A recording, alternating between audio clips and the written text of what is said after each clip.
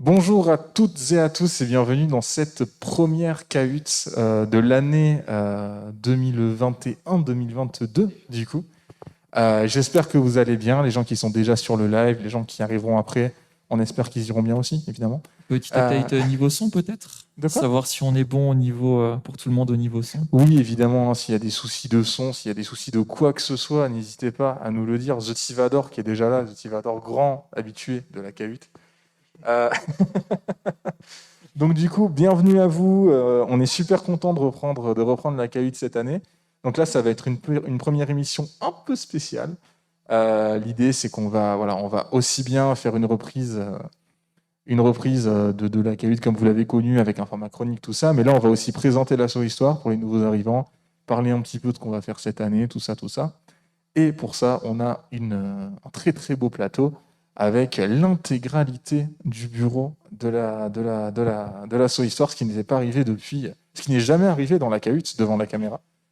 Donc du coup, très content de tous vous avoir. Manon, pour commencer, comment ça va? Ça va. Tu vas nous parler de quoi aujourd'hui? Je vais vous parler des vacances traduites à travers les pubs et le rôle leur rôle dans le tourisme. Super. Oui, je ne l'ai pas dit, mais le thème d'aujourd'hui, vu que c'est la rentrée, on a décidé de parler des vacances. The Sivador qui rate Doctor Who pour nous. Alexis. Ça c'est beau, mec. Alexis, merci, tu nous régales. On t'aime très très fort. Est-ce que tu nous entends bien? Par contre, on n'a pas de retour dans le chat. Savoir si on nous entend bien, si c'est clean, si tout va S'il n'y a bien. pas eu de message en majuscule qui dit on vous entend pas, je considère que c'est OK. Du coup, ensuite, merci Manon, on a Marine, comment tu vas? Je vais très bien, merci. Du coup, moi c'est Marine et là aujourd'hui je vais pas vous présenter de chronique, mais oui, désolée. Du coup, je vais essayer de poser des questions à Alan qui va se présenter tout à l'heure. Et si vous avez des questions sur l'association, sur votre pré-rentrée, voilà, vous pouvez les mettre en commentaire. On verra ça tout à l'heure. Voilà, merci. Donc du coup, ensuite, on a Quentin. Quentin, comment tu vas? Eh ben écoute, ça va très bien. Je suis très content de reprendre ce format sur l'année 2021-2022. Qui suis-je? Je suis le vice-président de l'Asso Histoire, pour les L1, vous m'avez vu tout à l'heure. Tom, le président. Peut-être qu'on n'a pas présenté les rôles, c'est vrai. C'est vrai qu'on n'a pas On n'a présenté pas les rôles. présenté les rôles. Marine. Du coup, je suis membre actif. Voilà. Et maintenant, du coup, La deuxième vice-présidente. nickel. Et donc, du coup, on a aussi Axel. Merci. Merci à toi, Quentin. Moi, ça va. Merci de l'avoir demandé. Je suis très content d'être là parmi vous. Donc, moi, c'est Axel Fernandez. Je suis membre du bureau de l'Asso Histoire. Et puis, je n'ai pas une chronique particulière à faire aujourd'hui. Je suis là simplement pour représenter le bureau et pour poser des questions, réagir. Voilà, je laisse la parole à notre ami. Notre invité spécial. Donc, voilà. Il a un micro. Donc bonjour, moi c'est Alan. Je suis un nouvel étudiant qui entre en L1 Histoire et aujourd'hui je vais parler de la pré-rentrée, comment ça s'est passé pour moi. Et c'est tout. Voilà, on a plus ou moins kidnappé un première année pour venir parler avec nous. Ouais, non, mais vraiment, il était là, il était dehors. Je l'ai pris, quoi. Enfin, je me suis dit, let's go. Et puis, c'est vrai que j'ai pas dit, mais aujourd'hui, moi, je vais parler uniquement de mes vacances parce que c'était trop cool. Non, plus sérieusement, je vais parler des Landes. Je vais parler un petit peu historiquement parlant, les Landes, comment elles se sont intégrées dans la France aujourd'hui. Et puis, parler un petit peu d'historique sous Napoléon III et la reine Eugénie. Et puis, peut-être des petits traits. Magnifique. Bon, apparemment, le son est bon. The Tivador qui me dit qu'on entend mal Marine. Juste, faudra rapprocher un peu le micro et tout devrait être parfait. Alors, on n'a que DBG dans le bureau. DBG. Vraiment DBG dans le bureau. Merci à toi. Le matos de qualité, c'est vrai que là. Tu l'as mal dit, c'est waouh, le matos de qualité. franchement, c'est ça. Merci à tous d'être là. 13 viewers, c'est pas mal du tout pour une reprise à cette heure-ci. Très très content. Donc du coup, peut-être avant de commencer à parler, à faire nos chroniques habituelles, parler un petit peu de l'association Histoire. Oui, du coup, je ne suis même pas présenté. Moi, c'est Tom, du coup, président de l'asso Histoire. Et aujourd'hui, je vais vous faire une petite chronique sur la photographie, l'histoire de la photographie et des photos de vacances. Du coup, oui, c'est vrai qu'avant de commencer, peut-être qu'on va vous parler un petit peu rapidement de l'asso, puisque c'est une émission un peu spéciale, c'est la reprise. Il y a peut-être des gens sur le chat qui ne connaissent pas vraiment l'asso. C'est vrai qu'on a un viewer qui est hors de la France, évidemment. C'est vrai. Coucou à toi, notre bon ami Mais qui nous a quittés trop tôt. Bah ouais. Mais du coup, on espère que ça se passe bien pour toi. Et du coup, recontextualiser un peu, parler du bureau, ce qu'on va faire cette année, et vous inviter tous à nous suivre dans nos projets, aussi bien sur Twitch qu'ailleurs. Donc peut-être, les gars, si vous voulez prendre la parole, je vous laisse en discuter. Oui, évidemment, vous avez ici les réseaux sociaux de l'asso. Pardon, excuse-moi. Super, super, tu l'as coupé quoi. Enfin, belle Ça ambiance. commence, l'ambiance est délétère sur ce Ouais, live. ouais, parce que bon là, en étant vous, on fait genre on est une asso, mais Ah ouais, ouais, c'est ok, ça. voilà quoi. Il y a des discussions, quoi. Oui, vous avez nos réseaux. Marine, je te laisse présenter les réseaux. Ok, merci. Du coup, est-ce que vous m'entendez bien? Est-ce que je mets bien le micro? Du coup, vous pouvez nous suivre sur Facebook. Du coup, c'est AHU, Association Histoire Unime. Sur Instagram, asso histoire du bas, ouais. Unime. Quentin, il fait sa petite pub. Bon, voilà, c'est bon. Et Bah, vous voilà. pouvez suivre Quentin sur Instagram, bien évidemment. Quand tout quand, n'hésitez pas à le spammer. Mettez-lui ce qu'il mérite. Quand tout quand sur Instagram, très important. Du coup, voilà.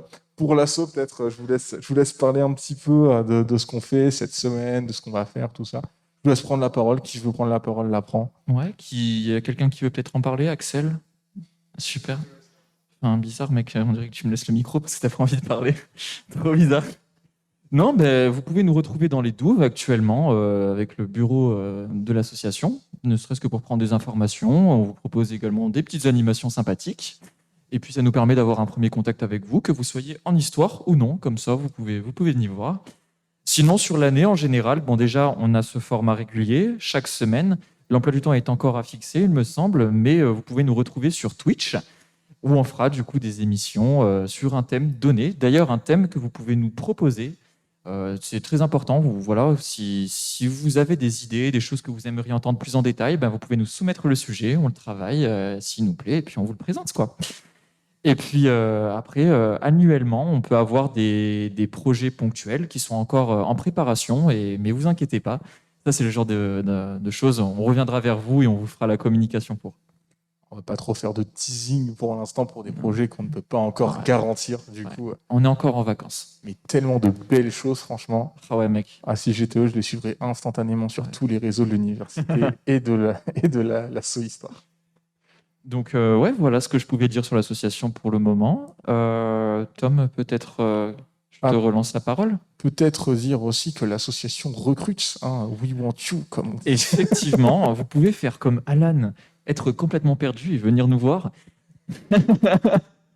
Non, plus sérieusement, c'est vrai que si vous êtes étudiant ou vous êtes en première année, vous découvrez, vous pouvez également vous investir dans l'association en tant que membre actif.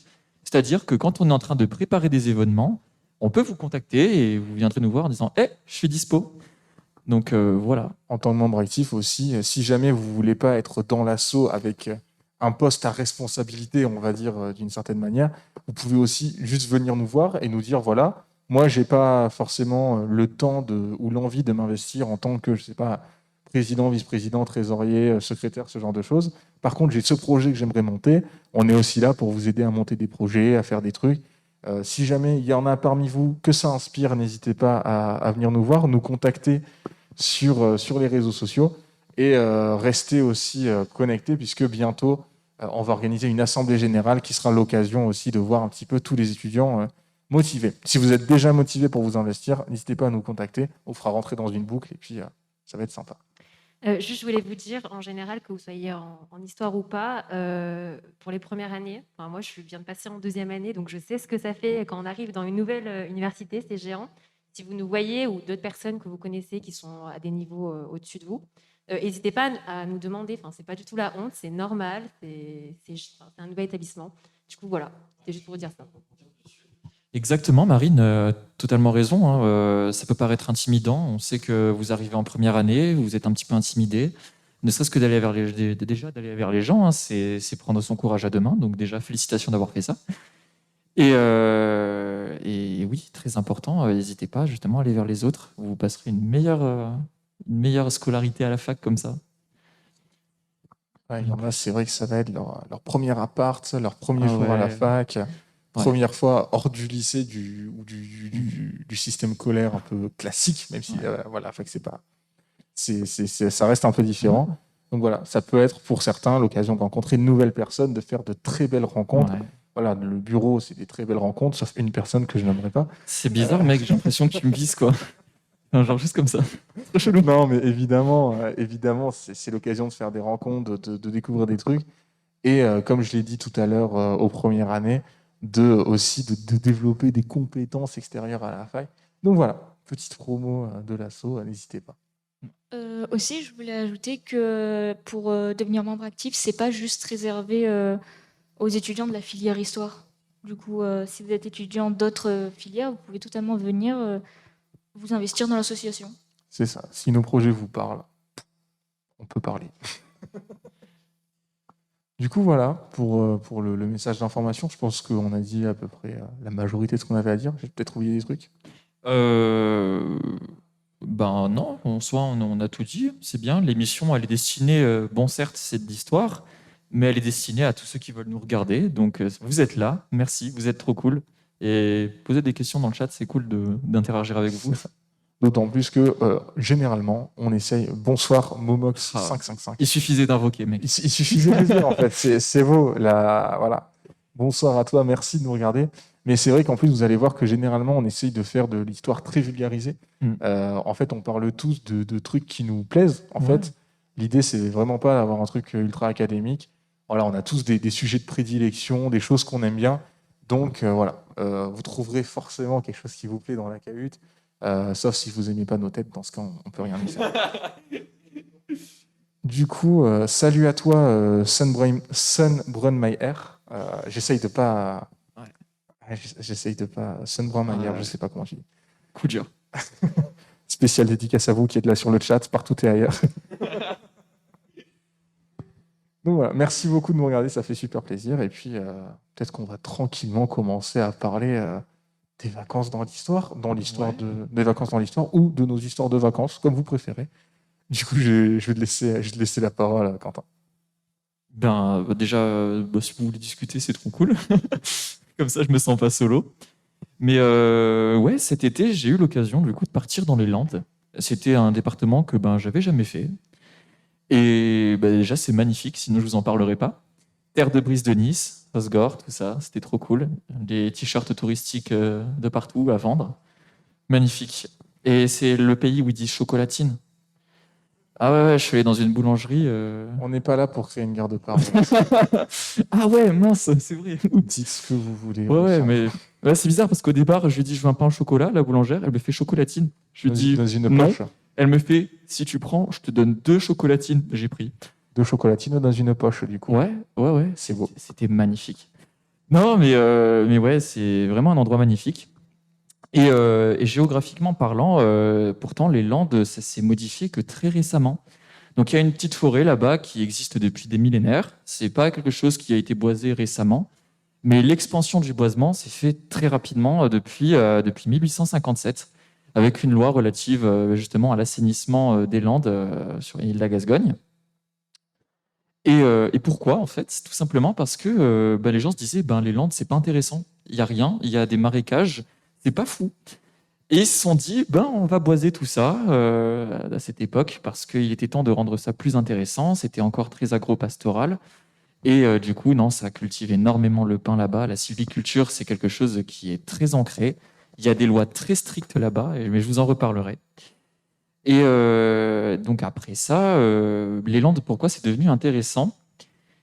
Notamment parce que sous Napoléon III, déjà la reine Eugénie a fait de Biarritz sa villégiature. Voilà, elle s'est dit tiens, les Landes, c'est cool. Je vais construire un immense palais au milieu des arbres. Non, sur la côte, il existe toujours. Hein, c'est un palais qui est aujourd'hui un casino et qui est en forme de E parce qu'elle est très égocentrique. En forme de En forme de E. Ok. C'est la première lettre de son prénom, Eugénie, en forme de E. C'est nickel. Mais donc déjà, après, évidemment, les Landes, c'est pas paru en 1857, hein, c'est pas ce que je dis, mais c'est juste qu'avant, l'intérêt, entre guillemets, de la cour était assez limitée, même s'il y avait déjà des études dessus, notamment sur la sylviculture. Déjà en 1807, la reine Hortense, elle avait été séduite par la beauté de la région. Donc voilà, mais c'est vraiment Napoléon III qui va donner une impulsion vers les Landes, notamment à Cabreton. Cabreton, c'est vraiment à mi-chemin entre Biarritz et la... Non, même pas Cabreton. Non, au-dessus de Biarritz. C'est vers Osgore, c'est juste à côté. Et il y a Napoléon qui avait déjà fait des ouvrages pour ne serait-ce que les bateaux à coste, qui est des échanges commerciaux. Donc il y a eu une grande impulsion. Et donc, oui, jusqu'en 1870, les cours se déplacent à Biarritz. Et si bien que Eugénie, qui est d'origine espagnole, d'où le fait que les Landes, ça l'intéressait, parce que c'est proche justement de sa terre natale, fera venir des membres de la cour européenne dans sa villégiature des Landes. Et du coup, je descends mes petites notes, parce qu'un peu dur de se souvenir de tout ça. Mais du coup, ouais, ce qui en découle un petit peu de cette présence de la cour, c'est évidemment que ça va énormément se développer, mais pas au détriment de la culture locale. C'est-à-dire qu'encore aujourd'hui, préserver le patrimoine, c'est quelque chose qui est très important justement dans ce département des Landes, des Pyrénées-Atlantiques avec le Pays Basque, hein, même eux, évidemment. Et comment ils le font? Déjà, je disais justement des lois sur la sylviculture qui sont très strictes. Et pourquoi? Pour ce petit morceau d'écorce. Appuie fort dessus. Vraiment, appuie fort dessus, c'est un peu mou. Tout simplement parce que c'est du liège. C'est du liège. Ouais, vas-y, fais passer. C'est du liège, c'est récolté directement en fait sur le chêne liège. Vas-y, attends, je vais faire passer à Axel. Donc, le chêne liège... Donc, vous avez la première écorce du chêne qui est récupérée et qui est utilisée. Donc, ça, c'est du chêne, c'est du liège mâle. C'est la première écorce d'un chêne liège. Et ce qui va suivre après pour les autres écorces, ce sera le liège femelle, pardon. Alors, on l'utilise vraiment en général dans l'acoustique, dans la mode, dans les utilisations même de chantier, tout ça. C'est vraiment très utilisé. C'est bien que là-bas, du coup, même en étant propriétaire d'un terrain, vous avez un chêne liège dans votre terrain, vous ne pouvez pas l'abattre. C'est interdit. Vous ne pouvez pas toucher au chêne, vous pouvez juste l'élaguer, mais vous n'avez pas le droit d'y toucher. Donc vraiment, même au niveau des pins, les pins, ils font des cultures sur plusieurs années. Ils ont un truc de gémage aussi pour récupérer la sève. Il y a des procédés très compliqués, mais si vous êtes intéressé, allez voir, c'est super. Et si bien que il y a des petits pins qui sont plantés quand ils sont abattus, parce qu'ils plantent énormément. Par contre, dès qu'ils abattent, ils replantent derrière, ils en replantent énormément. Et ça donne des paysages un petit peu atypiques. Vous pouvez avoir des grandes forêts, et puis après, des champs d'espèces de broussailles. Et en fait, ils laissent pousser la fougère pour protéger les jeunes pins, pour éviter que les oiseaux les bouffent. Enfin, moi, je trouve ça génial. Ça paraît genre... Voilà, mais moi, ça m'éclate. Et donc, du coup, le truc aussi là-bas sur la préservation du patrimoine qui m'a énormément, entre guillemets, impacté, c'est qu'ils ont une architecture locale qui respecte énormément. Là-bas, vous verrez des façades, une architecture, ce qu'on appelle des mansarines, des maisons landaises, qui vont être des maisons assez basses, qui ressemblent un petit peu à nos maisons méditerranéennes, avec quand même ces colombages qu'on pourrait retrouver à Strasbourg notamment. Là, c'est des maisons très basses qui vont s'étendre, qui vont avoir un toit tombant. Et il y a ces façades très blanches et très colorées. Les colombages, ils peuvent être roses, bleus, et ça va être des maisons côte à côte. Et vraiment, où que tu poses les yeux, tu vas voir des maisons comme ça. Et c'est magnifique. Et vraiment, tout le monde se prête au jeu. Je crois que le département, quand même, donne un coup de main pour préserver ça, mais c'est magnifique. Voilà. Et donc, ouais, les Landes, j'ai pu vraiment découvrir tout ça. Et je trouve qu'au niveau de la préservation du patrimoine, c'est un département très intéressant. Je ne sais pas ce que vous pouvez en penser, notamment dans le chat, ou même vous, si vous avez des questions. Si on a des Basques dans le chat, manifestez-vous. Ouais. Ou au pire, même si vous avez les rêves sur TikTok, des gens qui partent à Osgore pour le surf et tout, parce que rencontrer un beau surfeur, c'est... Non, mais ouais, c'était vraiment un endroit magnifique. Du coup, tu es allé autour de Biarritz? Ouais, j'ai fait un peu le tour de Biarritz. J'ai visité l'église du coup Sainte-Eugénie, qui est une immense église noire. Elle est vraiment noire d'extérieur. Et quand on rentre, elle est vraiment très imposante. Il y a vraiment un parcours à faire. Il y a le rocher de la Vierge aussi qui est magnifique. Ou quand il pleut, c'est la mousson. Et évidemment, en plus, quand j'y suis allé, il suffisait que les 2 derniers jours, je me prenne la pluie sur la figure. Mais on ne s'est pas démonté, on a quand même visité. Hein. Oui, non, Biarritz. Mais après, Biarritz, honnêtement, je trouve que c'était ceux qui respectaient un peu moins cette histoire. Ils étaient vachement touristiques. Il valait mieux aller vers Osgore, vers Cap-Breton, descendre un petit peu plus dans les Landes pour voir vraiment des choses où vraiment tout le village ou la ville va respecter. Même les bâtiments HLM vont être avec des façades à colombage. C'est magnifique. Vraiment, même des. Voilà. Du coup, ouais, je sais pas si autour de la table vous avez des questions, des trucs, des machins. Mais c'est vrai que j'ai eu l'occasion de visiter les Landes il y a quelques années. Et franchement, oui, c'est dur la notion du temps depuis. Hein, voilà. Euh, Mais oui, j'ai eu l'occasion de visiter Landes il y a quelques années. C'est vraiment un endroit absolument exceptionnel. De toute façon, on le sait, hein, les régions de France, c'est toujours des bijoux à découvrir, Ah, aussi bien pour l'architecture, l'histoire, le décor, hein, la nature, le patrimoine naturel qui est très très riche. Ouais, franchement, moi j'ai une question, est-ce que tu as testé la pelote basque? Là, La pelote basque, évidemment, je suis allé sur un fronton basque. c'est incroyable. Je suis nul. Mais évidemment, quand je suis descendu à Saint-Jean-de-Luz, Saint-Jean-de-Luz, c'est vraiment dans le Pays basque, vraiment à la limite de la frontière espagnole. Déjà, c'est dépaysant parce que les panneaux indicateurs, je ne sais pas si tu as vu, ils sont à la fois en basque et en français. Et donc, du coup, on est vite paumé. Et non, et la pelote, mais qu'est-ce que je suis nul. C'est pas facile, hein. Par contre, la gastronomie locale, hein, à la tourte hollandaise, elle est pépite. Non, mais il faudrait qu'on voit une petite émission de l'accueil au fait de Bayonne. Moi, je dis pas non. Ah, mais vas-y, ton pire. Ouais, Mais super. magnifique. D'ailleurs, juste petite précision pour le chat, pas par rapport à la chronique, mais le QR code que vous voyez en haut à droite de votre écran, c'est le QR code pour télécharger l'application Unim Campus, qui est la nouvelle application de l'université. Donc en fait, c'est une application qui va regrouper. Oui, il est là-haut. Tu le vois normalement. Il est un peu au-dessus de ta tête à droite. Mais du coup, oui, c'est pour télécharger l'application Unim Campus, qui est une application qui devrait beaucoup vous aider dans vos études, les emplois du temps, des trucs comme ça. Donc n'hésitez pas à scanner le QR code et à télécharger ça si vous êtes à la fac de Nîmes. C'est très sympathique. Il faut clipper ce moment, mec. Juste Axel qui regarde dans le vide. On sent que c'est la fin de journée. Hein. T'es une source de mèmes incommensurable. Ouais, dans le chat, les gens ont l'air d'avoir aimé la chronique. Il y a des petites réactions sympas. Ouais, non, mais moi, un petit peu bucolique. Voilà, je me suis juste. Vraiment, en y étant allé, je me suis dit, mais tiens, cette région, qu'est-ce qui la caractérise historiquement parlant? Et voilà, c'est vrai que les gens se sont vraiment réunis autour de vraiment la sylviculture. Il y a énormément de travail du bois là-bas.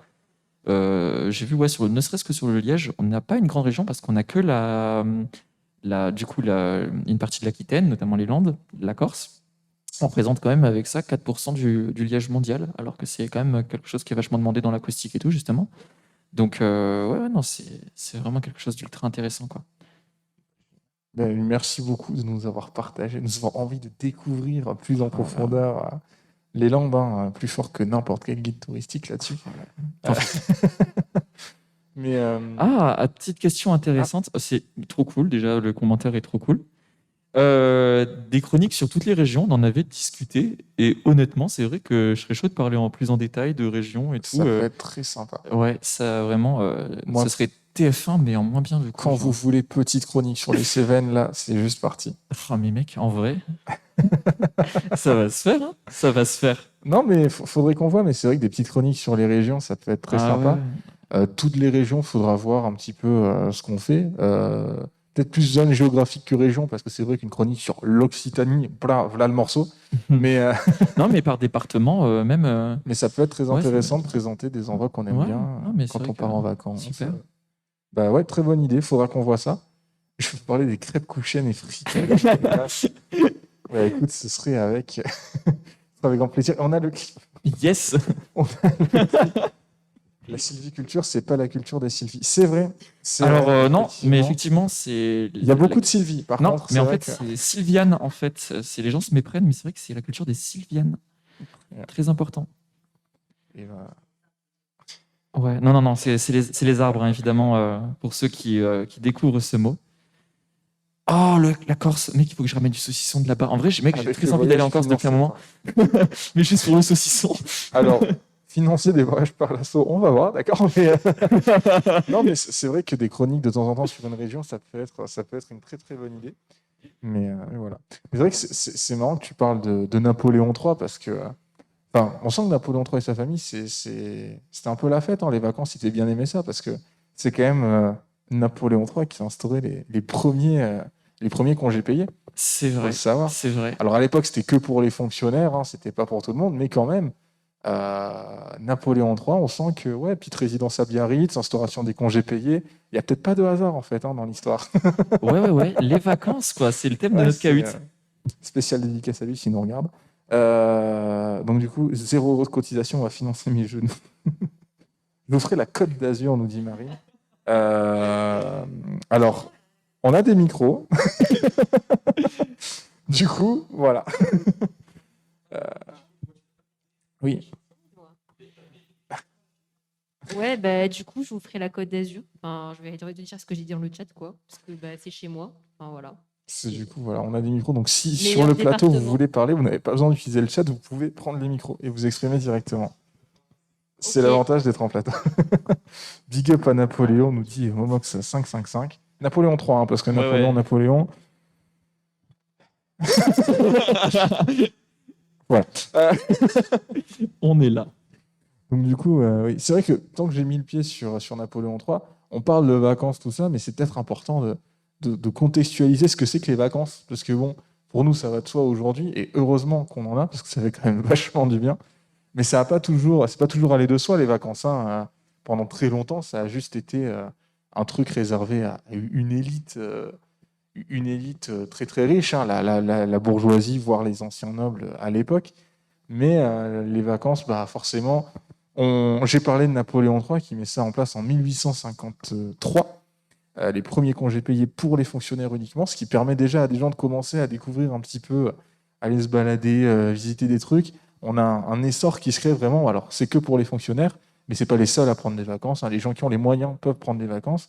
On a le début des stations balnéaires qui se développent de plus en plus, des stations de ski. On a même le premier guide Michelin au tout début du XXe siècle. Donc, les vacances, ça commence. Mais forcément, on n'a pas encore parlé sur la cahute. Les instigateurs des vacances, bah, c'est le Front populaire, évidemment. Donc le Front populaire, pour ceux qui ne connaîtraient pas, potentiellement, c'est une coalition des gauches qui a eu lieu pendant l'entre-deux-guerres, entre la Première et la Seconde Guerre mondiale, qui a été élue en 1936. Et la mesure, je pense, la plus connue du Front populaire, bah, c'est l'instauration des congés payés pour tout le monde. Et en fait, bah, depuis le Front populaire, on gagne un petit peu de vacances de temps en temps, régulièrement. Et ça fait toujours plaisir. Pour les dates importantes, vous avez donc 15 jours à l'époque du Front populaire, 2 semaines de vacances. 20 ans après, on a 3 semaines de vacances en 1956.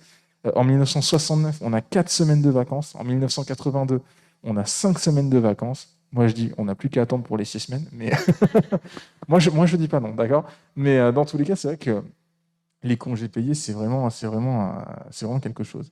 Pour les vacances scolaires, c'était quand? Pour les vacances scolaires, bah, très original, c'était pendant l'été.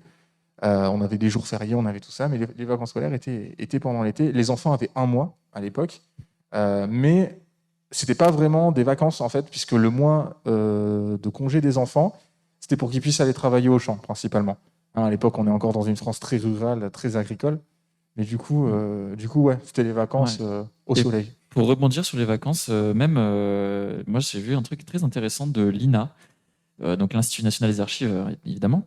Et justement, ça aussi, ça disait que ces vacances, justement, étaient réservées quand même à une élite, parce que vacances, c'était travail, juste qui est les colos de vacances. Les colos de vacances étaient faites pour être égalitaires pour tous et toutes. Donc, ouais, voilà, petite info comme ça que je lâche, mais Bah, c'est ça, vrai c'est- qu'il y a eu beaucoup de choses qui sont devenues égalitaires avec les vacances, hein. Démocratisation du train, des transports, des stations balnéaires, de certaines activités, du fait de pouvoir se poser à un moment dans l'année, ce qui n'était pas forcément évident pour tout le monde pendant très longtemps.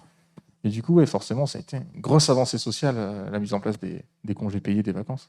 Ouais. Du coup, je voulais juste dire que bah, les congés payés, vraiment, c'est une grande avancée, enfin, au niveau des vacances. il y avait des gens, par exemple, c'est la première fois qu'ils voyaient la mer. Surtout qu'il y a eu des billets qui ont été faits à prix cassé, il me semble, pour faire en sorte que les gens puissent bouger, pour relancer l'économie aussi. Enfin voilà. Du coup, faut se rendre compte qu'il y avait des gens, par exemple, qui n'avaient jamais vu la Méditerranée, alors que, pour nous, surtout qu'on est proche de la Méditerranée, ça paraît invraisemblable, mais ça, voilà, c'est juste, ça change, comment dire, culturellement, ça nous permet de voyager, de voir d'autres paysages, ça nous permet une ouverture d'esprit, de voir d'autres cultures. Donc voilà, c'était juste pour dire ça. Du coup, les étudiants, on n'a pas toujours beaucoup d'argent, mais si vous le pouvez, essayez de bouger un petit peu, même découvrir, ne serait-ce que pour les nouveaux venus, on a quand même un département qui est magnifique, hein, le Gard. Je dis pas ça parce que je suis d'ici, mais c'est un des plus beaux départements de France, forcément. Et voilà. Qu'est-ce que... Oui, tu voulais... Ah non, on est en train de blaguer, parce qu'on n'est absolument pas assidus. Quand les gens n'avaient pas de voiture dans les années 30 et que le train, même des Nîmois, pouvait n'avoir jamais vu la mer. Bah oui, c'est sûr. Ça allait pas jusque là-bas. Et puis, pendant longtemps, la mer dans le Gard, ce qu'on connaît aujourd'hui comme Palavas, le Gros du Roi, c'était des vieux marécages hostiles dans lesquels tu vois des créatures bizarres qui se baladent. Puis ceux qui étaient dans le mur mariage, Shiganshina, tout ça, pareil, ils n'avaient jamais vu la mer. On sait ce que ça a donné, quoi. Petite ref, je place ça comme ça. Oui, hein, la mer, la montagne, quoi que ce soit. Mais oui, pour les nouveaux arrivants, peut-être d'ailleurs dans le Gard, sur l'université, évidemment, n'hésitez pas à vous balader un peu. Il y a des trains qui sont vraiment pas chers. Dans le coin, à visiter, il y a plein de belles choses. Il y a la mer, il y a la Camargue, il y a les Cévennes, il y a plein de choses absolument magnifiques à découvrir. Les mares, il y en a marre. Oh, t'as pris un petit accent du sud pour la Camargue. Alors, ok. Oui, la Camargue, les Cévennes, voilà. Oh, le chat qui a la ref. Oh, Le chat qui a la ref, évidemment. On a le meilleur chat. Les marques, il y en a marre, no spoil, évidemment, et voilà. Aussi, je voulais dire, c'est très important de visiter notre patrimoine local, comme tu le disais, le Gard, l'Occitanie, toute la France, parce qu'on est un des pays qui a un des plus riches patrimoines au monde, sans trop, voilà, mais faire de prosélytisme, on va dire. Mais aussi, on a des musées régionaux, on en a énormément, on en a par exemple ici à Nîmes, mais comme ailleurs. Et c'est des petits musées qui marchent avec très peu de subventions, beaucoup d'entrées, ça dépend, parce qu'avec le coronavirus, ça nous a ralenti, tout ce qui est le milieu de la culture. Et c'est vrai que c'est très important d'aller les visiter. Et surtout, n'hésitez pas, je parle notamment pour les nouveaux venus, que ce soit L1 ou autre, hein, de regarder tout ce qui est événements de musées, etc. Parce qu'il y en a énormément. Il y en a de plus en plus des événements sur la culture. Et ce qui nous aide aussi à faire vivre les traditions, la culture locale, mais surtout à restaurer et financièrement à pouvoir assumer certaines charges patrimoniales, culturelles ou autres, et à pouvoir lancer d'autres événements par la suite. Donc effectivement, c'est un lien de solidarité quelque part, et c'est très important de pouvoir le perpétuer en fait. Donc je vous invite à aller faire cette démarche. À noter que sur l'assaut dans l'année, quand il y a des gros événements culturels, des trucs sympas, on vous les partagera sur les réseaux de l'association.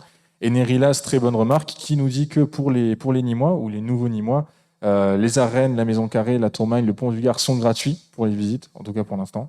Donc du coup, n'hésitez pas à aller jeter un œil. Et avec l'association, je pense qu'on va faire en sorte d'organiser une visite de la ville, visite historique de la ville de Nîmes. Mais d'ailleurs, bientôt, on n'a pas les dimanches du patrimoine qui vont tomber. On a les journées du patrimoine qui sont bientôt. Alors, j'ai pas septembre. Je pense sans erreur, le 18 septembre, me semble-t-il, on a les journées européennes du patrimoine. C'est très important. Il y a beaucoup de choses qui sont gratuites, accessibles. On a beaucoup, que ce soit de conférences, de visites, toute autre chose qui sont multiples, parce qu'il y a des choses qu'on voit qu'une fois par an. Je pense notamment, sans me tromper, au musée lapidaire ou archéologique qui est à Nîmes. Je sais qu'il y a un cabinet de curiosité qu'on voit très rarement, avec une très grande bibliothèque fournie. Et je pense peut-être que cette année, ils vont nous le ressortir comme l'année dernière, et ils le font qu'une fois par an. Donc c'est vrai que c'est très intéressant d'aller le voir. Et il y a plein de dates comme ça qui sont sympas. Je me permets d'en placer une autre comme ça. Vas-y. C'est le Mas des Tourelles aussi à Beaucaire, où en fait ils font de la viticulture à la romaine, si je puis dire, type antiquité.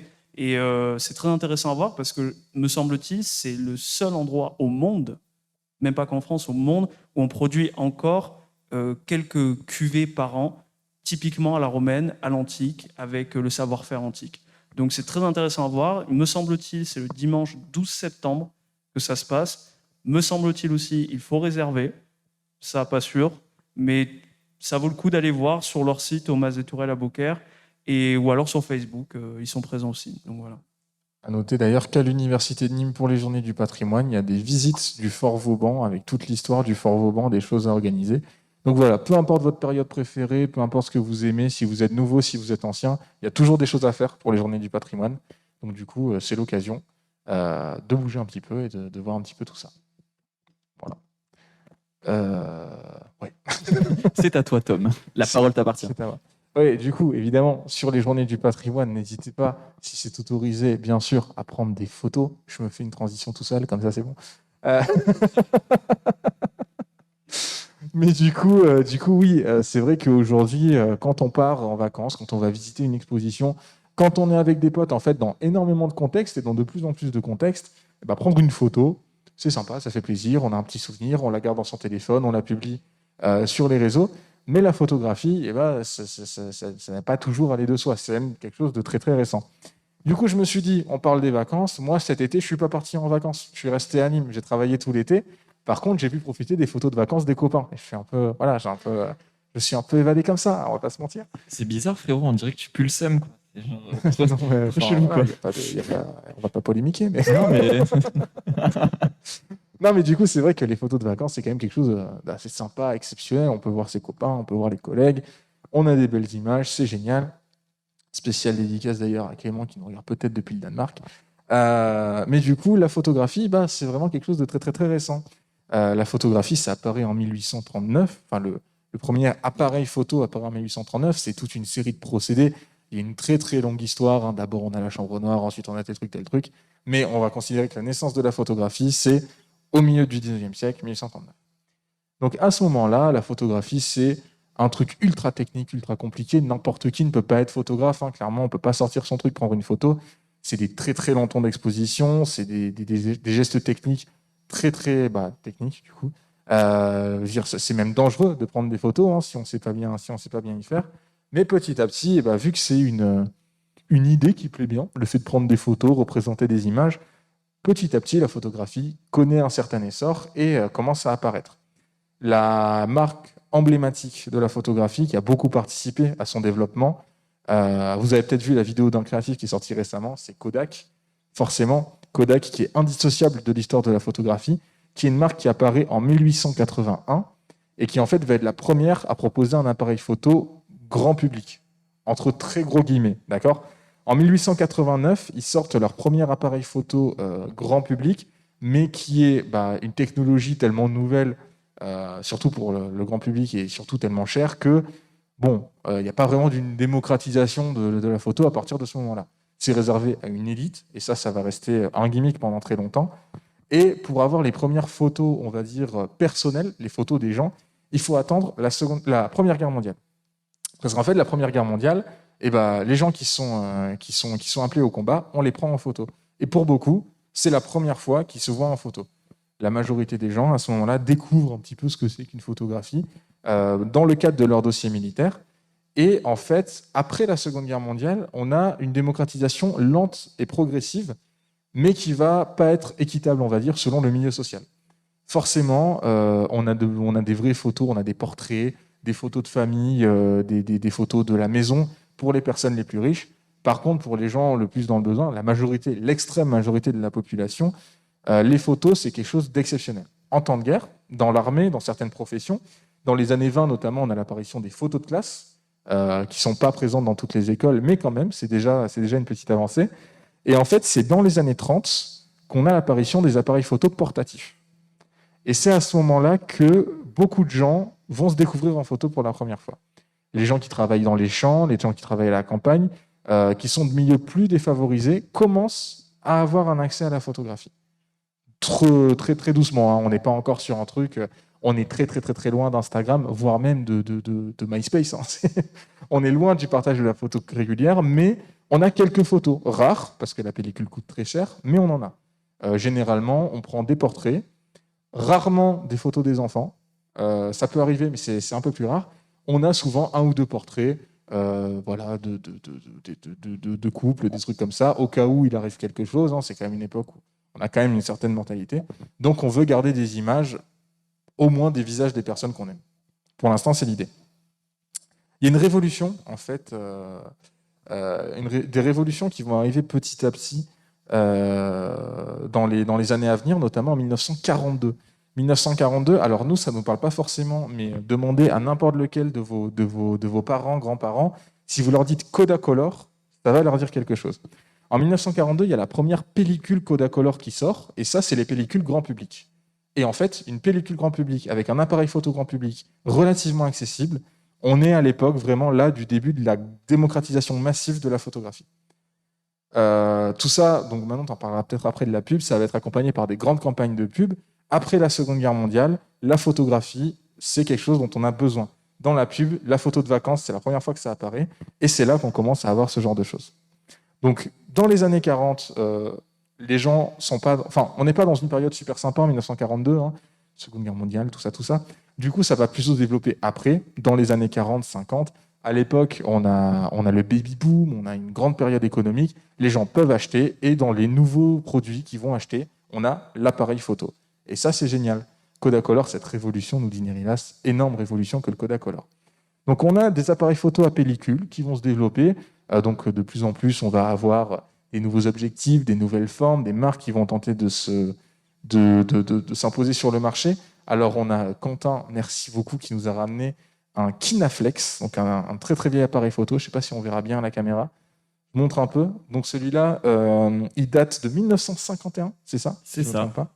Donc voilà, c'est le genre d'appareil photo à l'époque, à pellicule du coup, donc avec deux objectifs. Et on est loin des formes qu'on connaît aujourd'hui. Hein. Honnêtement, de dos, on dirait un petit peu des cabines téléphoniques anglaises, je trouve. Mais c'est ce qu'on appelle aussi des appareils photo ventraux, parce que quand tu l'ouvres, en fait, tu vas l'ouvrir au-dessus, tu as juste à lever un couvercle au-dessus, et en fait, tu peux y aller, t'en fais pas. Ça va se lever. J'ai très peur. Non, t'en fais pas, vraiment. Il a pris 80 ans dans la tête, il va en prendre un peu plus. Voilà. Tu vas regarder à l'intérieur et tu vas le regarder par le ventre, justement. Non, toujours pas. Mets-le sur ton ventre et tu vas voir à l'intérieur. Voilà. Et c'est comme ça que, du coup, les photos se prenaient. C'est absolument phénoménal ce que je suis en train de voir. Je vous le dis. Mais ce qu'il faut savoir, c'est que l'argentique est une meilleure qualité que le numérique. Quand il est bien fait, l'argentique, c'est d'une qualité photo phénoménale. Que c'est littéralement imprimé sur une pellicule directement. Voilà. Et vous pouvez en voir dans des vieilles séries, notamment les appareils Yashica, que je n'ai pas ramené là, mais c'est le même modèle, c'est ce genre d'appareil ventraux. Je te relance la parole, Tom, je t'ai coupé. Non, mais merci beaucoup pour toutes ces précisions. Hein. Donc oui, bah voilà, ce genre d'appareil photo qui arrive. Franchement, je suis ébobie par ce que je viens de voir. Donc du coup, voilà, on a des appareils photo qui vont arriver à cette époque-là, des marques qui vont apparaître sur le marché. Certaines des marques connues aujourd'hui, mais le leader du marché, c'est Kodak. On peut notamment parler de l'Instamatic en 1963, qui est un de leurs appareils photo à pellicule les plus emblématiques. Et on a même un truc qui arrive, c'est voilà, les appareils photo qui se démocratisent. Tout le monde a un appareil photo, tout le monde prend des photos de vacances. On fait des cartes postales soi-même, on envoie des photos, on partage des photos, on fait des albums photos. Et c'est vrai que dans les années 60, généralement, dans les familles aujourd'hui, on a des albums photos, plein de photos de vacances. Donc j'imagine que c'est le cas dans la plupart, chez la plupart de vos familles. On a nos appareils, on a nos trucs, tout ça qui arrive. Et la révolution, donc on en a un peu parlé, c'est la révolution numérique. Alors ça arrive assez tôt, la révolution numérique, mine de rien. Dès les années 80, on a les premiers appareils photo numériques professionnels. Évidemment, à l'époque, c'est des trucs qui coûtent une blinde, c'est encore loin d'être optimisé. La résolution des 1 mégapixel, on la dépassera qu'à la fin des années 90. Mais par contre, ça permet un stockage des photos différent, ça permet un encodage des photos différents, ça permet d'éviter le temps de développement qui est très très long. Et du coup, la pellicule, malgré l'apparition du numérique au niveau professionnel, elle a encore de beaux jours devant elle. Donc en 1986, on a le Quick Snap. Si je ne me trompe pas, c'est un appareil photo d'une marque japonaise qui est le premier appareil photo jetable. Ça, vous l'avez peut-être connu. Moi, j'en avais quand j'étais petit, des appareils photo avec une molette. On prend 20 photos avec, on fait développer, on jette. C'est encore une fois, c'est Kodak qui faisait ça. On allait dans les supermarchés, il y avait les trucs, il y en avait partout, imprimer. Ouais, c'est ça. Plusieurs marques. Ouais, je l'ai connu, ouais. Il y en avait à la caisse des supermarchés. Ouais. Et puis tu prenais tes photos. Tu avais 2 photos OK, les autres étaient floues. Et puis, ouais. Tu Puis des perdais fois, un argent fou à les faire développer. ça prenait les photos tout seul, t'avais grillé une pellicule, t'étais dégoûté. C'est ça. Mais du coup, voilà. Et ensuite, petit à petit, ça n'existe plus. Alors, des appareils photo numériques, Non, mais des appareils photo jetables, il y en Non, a, mais il y en a enfin, toujours. les Kodak n'existent plus. Ceux Voilà. qu'on a connus à l'époque n'existent Voilà, plus. les appareils photo jetables, il y en a toujours quelques-uns, mais on n'en trouve plus dans tous les supermarchés. Non. Et c'est plus vraiment quelque chose de très pertinent, je pense, Mm. à une époque où on a tous un truc plus rapide, de meilleure qualité, plus efficace dans nos poches. Honnêtement, je pense qu'il n'y a pas vraiment grand intérêt à acheter un appareil photo jetable aujourd'hui, si ce n'est pour Bah s'amuser. si, en vrai, moi, par exemple, c'était quand j'étais en primaire, genre, du coup, j'avais pas de téléphone, et c'est pratique. Oui, mais en primaire. Ouais, non, mais Je suis un peu moins d'accord avec toi parce que du coup, nous, la primaire, ça remonte quand même à il y a 10 ans en arrière, peut-être un peu plus. Et c'était une époque où la technologie, les 20 dernières années ont été une énorme marge de progression technologique. Et nous, notre technologie d'il y a 10 ans en arrière, pour ceux d'aujourd'hui, c'est déjà quelque chose de vachement plus avancé. On est à la Bah. fois très jeune, mais le temps est passé si vite pour la technologie qu'il y a déjà un Pour, gap. pour Donc, donner je une pense que- idée, le premier iPhone est sorti à peu près au moment où on est rentré en primaire. Ouais, tu vois, par exemple, j'avais vu, c'était sur Twitter, quelqu'un qui disait, les enfants de 10 ans à l'époque, donc on avait, tu sais, le vieux Nokia avec les touches, t'appuyais 3 fois pour faire une lettre et tout. T'étais là avec ton forfait, t'avais un nombre limité dans tes MMS, tu faisais le plus gros message possible pour pas crier ton forfait. Et aujourd'hui, oui, des enfants vont avoir des smartphones avec des écrans tactiles parce que c'est notre technologie actuelle et qui sont en plein dedans. Comme nous, à notre époque, c'était notre technologie actuelle et qu'on était en plein dedans. Et je pense qu'on va être encore très choqués du gap technologique qu'il va y avoir pour la future génération. Donc je pense que c'est plus intéressant de le voir comme ça. Je sais pas ce que tu en penses. Oui. Moi, c'est mon avis sur la question. Précision, on a dit primaire pour nous. Oui, effectivement, on est Rilas, puisqu'on est tous nés. On est tous nés autour de 99-2002, je dirais, pas plus loin, les années de naissance autour du plateau. Du coup, oui, pour nous, quand on est rentré en primaire, désolé, désolé, Nicolas. Oui, forcément, nous, à notre époque, la génération 2000, on va dire, quand on est rentré en primaire, c'était la sortie du premier iPhone. Et entre le premier iPhone et même ne serait-ce qu'un téléphone qu'on peut trouver pour 90 € aujourd'hui, il y a un gap. C'est assez fou.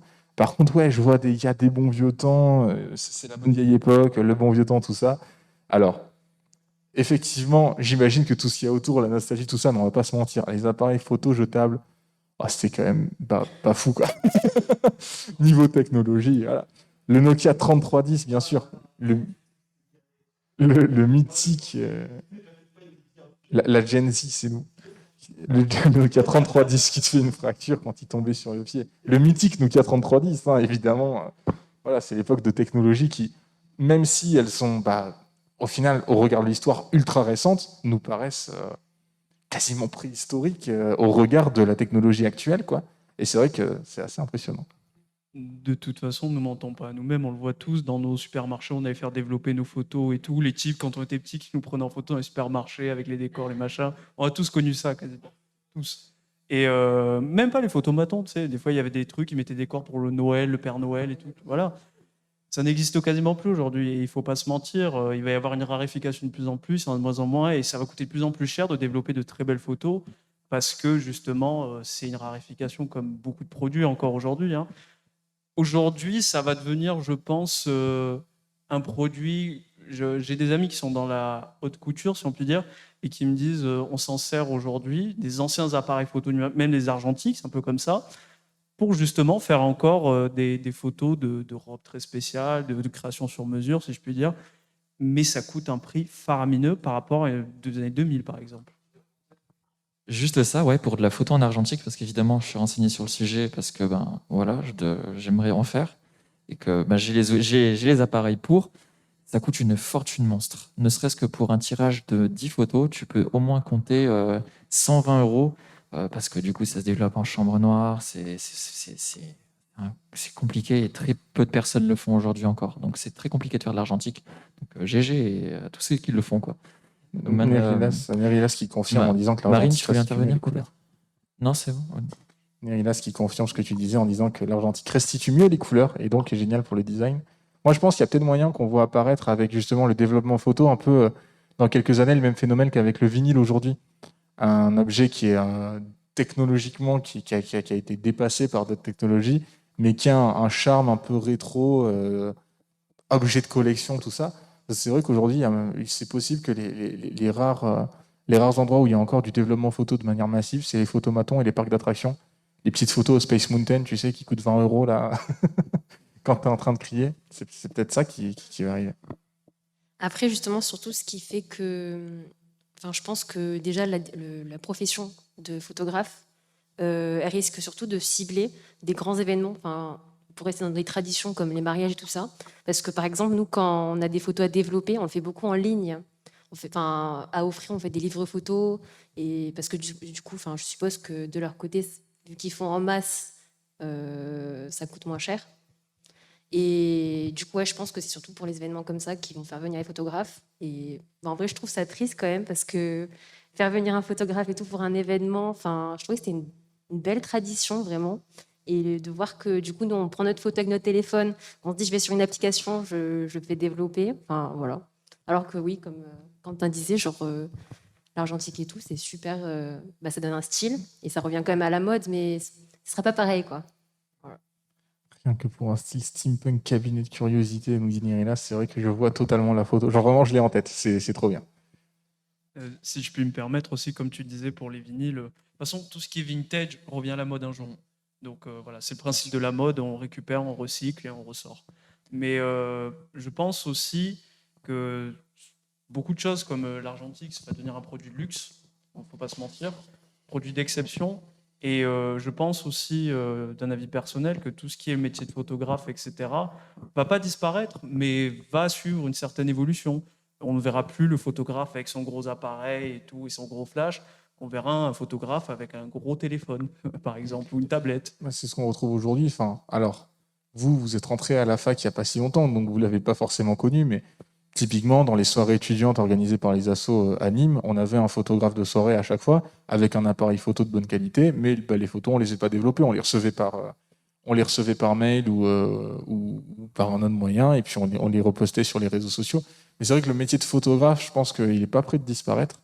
Les méthodes évoluent, les appareils évoluent, mais je pense qu'on a toujours besoin de photographes, de gens qui ont une petite sensibilité quand même pour la photographie. Et c'est surtout que, en fait, aujourd'hui, le pourquoi on va avoir besoin d'un photographe, c'est pas le même. C'est-à-dire qu'à l'époque, c'était vraiment parce qu'on pouvait pas, déjà, on se posait pas la question, j'ai pas d'appareil photo, voilà.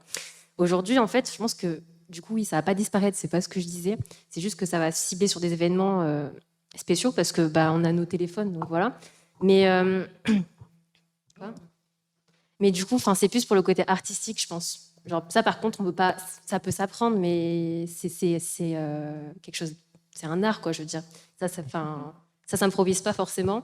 Du coup, voilà. C'est juste, du coup, tu as raison, je suis d'accord avec toi. Ça va pas disparaître, ça va juste.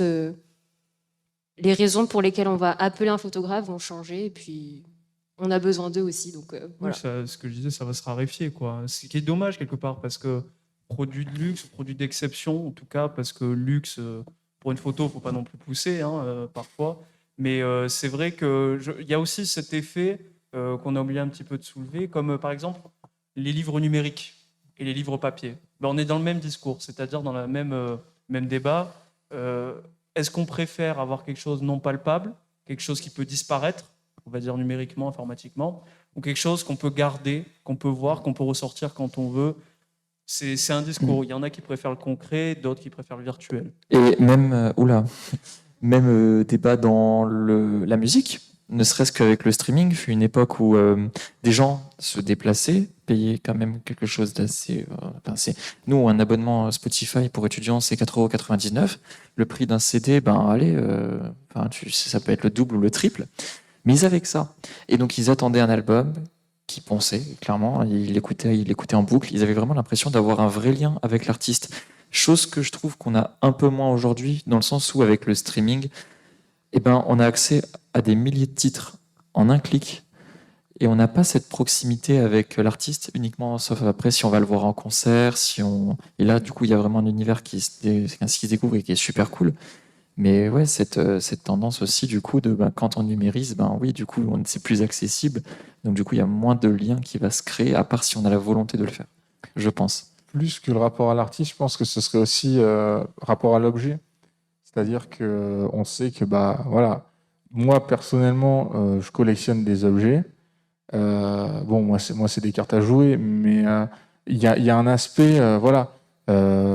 J'ai ma discothèque, enfin ma bibliothèque de disques.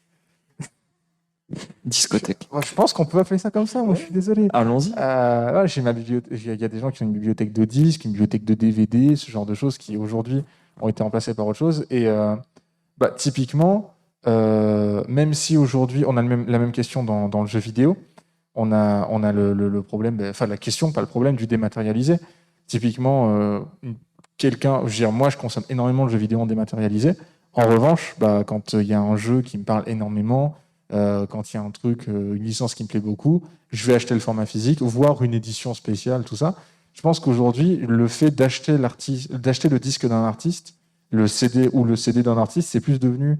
Du coup, on pourrait rajouter ça avec acheter un album photo ou prendre des photos en argentique. C'est devenu vraiment une manière de marquer une occasion, de marquer quelque chose, que ce soit une sortie ou un attachement particulier, que ce soit pour un anniversaire, un projet, ce genre de choses. Donc, il y a peut-être ça aussi, un rapport différent à l'idée du rapport à l'objet et à la collection qui a dû beaucoup évoluer ces dernières années. Après, il ne faut pas se faire de soucis, que ce soit pour la photo, pour de trucs, parce qu'on reste quand même des êtres très matérialistes. Enfin, la société d'aujourd'hui le montre. Et moi, personnellement, pour le papier, je suis partisane aussi d'avoir du papier sous les mains, quoi, je vais dire. Je pense que c'est l'avis de beaucoup de gens qui font des études en histoire et d'historiens, même si, merci quand même la dématérialisation, parce que ça nous permet d'accéder à de nombreuses sources, que ce soit des photos, des textes et tout ça, de ne pas forcément avoir à nous déplacer dans des musées, tout ça. Du coup, en vrai, il y a des avantages aux deux, mais faut réussir à trouver l'équilibre, voilà. Les deux doivent aller de pair de toute façon. Il y a des métiers, même si la photographie est ultra démocratisée, on ne peut pas se passer de la photographie. Tu parlais de la mode, je pense au sport, typiquement, la photographie sportive, c'est un truc exceptionnel. Il y a toujours d'énormes innovations dans le monde de la photo, hein. Quand on voit les photos qui te prennent d'un bout à l'autre, d'un terrain de foot ou de rugby, c'est absolument dingue. Ça, voilà. Je vais peut-être un peu accélérer l'émission, c'est vrai, mais c'est peut-être pouvoir un petit peu interroger Alan, parce qu'il va peut-être falloir le libérer à un moment, le Oui, pauvre. c'est vrai. Mais fini tranquillement. Voilà, c'est juste faire avancer. Débat, ouais, t'inquiète. Du coup, moi, c'était juste, forcément, on en a beaucoup parlé. La suite de l'évolution, c'est l'entrée dans l'ère numérique, les appareils numériques personnels qui sont de plus en plus développés. Et puis, à un moment donné, un mec avec un col roulé et des lunettes annonce l'iPhone. Et là, tout s'accélère. Aujourd'hui, on a des appareils photo absolument exceptionnels dans nos poches, des trucs, des appareils photo numériques instantanés. Donc voilà, on est passé en 1839 d'un appareil tellement complexe à utiliser que si on l'utilise mal, on peut se brûler la moitié du visage, à aujourd'hui un truc où je veux dire, on a pu prendre une photo en 5 minutes sur le stand de l'assaut, la poster, annoncer l'émission, et puis voilà. Mais du coup, ouais, c'est vrai que l'histoire de la photo, c'est un truc qui m'a beaucoup intéressé. Si jamais je vous conseille, alors il y a un tu préfères, non pas un tu préfères. Oh là, mais je suis dans un état de fatigue. Non, on a un Depuis quand de l'émission de David Castello-Lopez, qui est une émission très chouette. Depuis quand ça existe, l'appareil photo numérique. Vous avez la vidéo de Un créatif sur l'histoire de Kodak. Et si vous vous intéressez à l'histoire de la photographie, il y a pas mal de choses à trouver en dématérialisé comme en physique. Donc n'hésitez pas. Merci de m'avoir écouté. Ouais, c'est vrai que c'est un peu parti en débat, donc ça a été un peu long. Il faut dormir. Oui, ça va. Hein. Ouais, mais très cool ce format débat, justement. Mais C'est bien voilà. de pouvoir échanger sur un truc comme ça. C'est super. Ça. Et du coup, forcément, la photographie, ça a révolutionné nos vies et ça a aussi révolutionné le milieu de la publicité. Du coup, ouais. Merci. Oui, publicité qui, durant les premières vacances de congés payés, a été directement lié au tourisme. Et ce tourisme, il a, au fil du temps, eu plusieurs motifs. Avant la période contemporaine, c'était un motif plutôt thérapeutique, plutôt culturel, je veux dire, pour voyager, apprendre, enfin, se faire sa culture, par exemple voyager en Italie, enfin, mais du coup pour des classes plus privilégiées. Puis après, le tourisme était plutôt thérapeutique, du coup, sur les montagnes, privilégier l'air frais.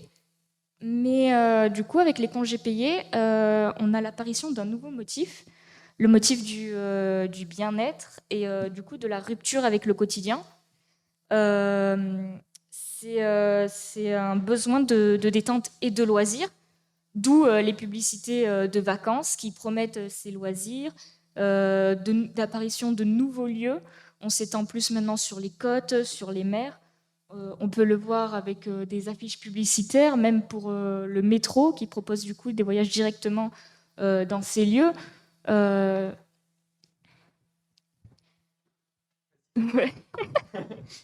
Je me suis perdue dans mes notes. Et c'est du coup ces espaces qui sont privilégiés et qui ont été transformés puisqu'ils deviennent rentables, plus urbanisés. Et c'est avec les progrès techniques des transports, je ne sais pas si vous avez pu lire sur les pubs, les horaires et le temps pour arriver à la destination. Avec le progrès technique, du coup, on arrive plus rapidement au lieu de vacances. Et avec le temps, c'est la voiture qui va être aussi démocratisée. Mais avant ça, ça a été un processus long et c'était plutôt aux alentours que les classes populaires allaient et surtout en vélo. C'était le cyclotourisme, donc hop là, qui était promu dans les magazines et qui a fait exploser la vente de vélos, tout simplement aussi. Voilà, qui était bien promu.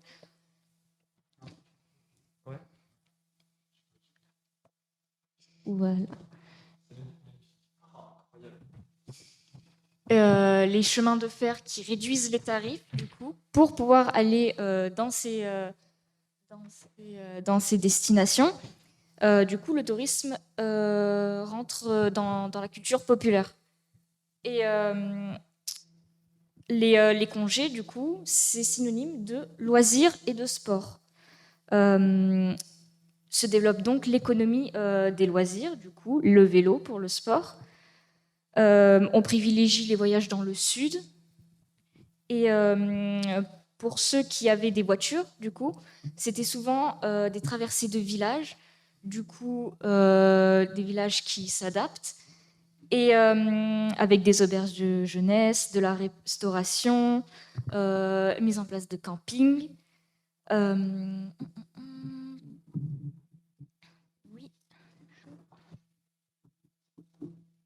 Oui, voilà, non, mais d'abord, avant d'aller dans ces destinations-là, c'était plutôt après la Deuxième Guerre mondiale.